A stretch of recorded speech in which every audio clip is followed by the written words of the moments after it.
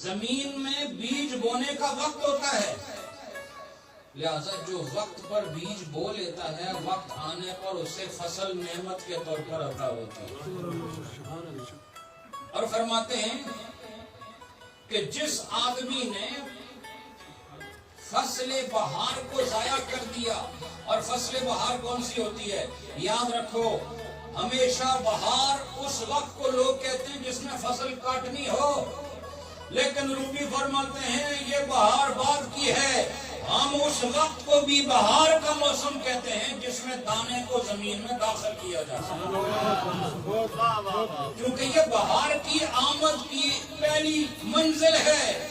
اس کے بغیر بہار نہیں آ سکتی، اس کے بغیر فصل نہیں آ سکتی، لہذا وہ بڑے عجیب دماغ کے لوگ ہیں جو فصل تیار دیکھ کر کہیں کہ بہار آ گئی ہے۔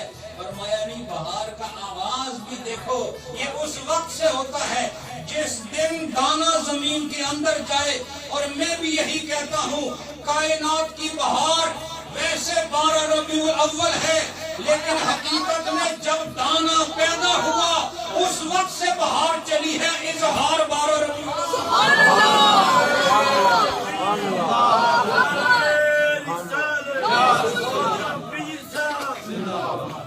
ربیع الاول کی بہار یہ اس وقت ہے جب ربیع الاول معرض وجود میں آیا، لیکن وہ پہلی خلقت، وہ تخلیق کا پہلا دانا جو نور مصطفیٰ ہے، تم اس پر بھی اعتراض کرتے ہو۔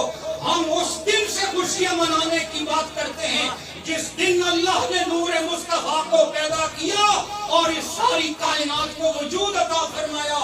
اس وقت سے لے کر یہ آغاز بہار ہو گیا ہے، 12 ربیع الاول کو بہار بہار ہو گیا۔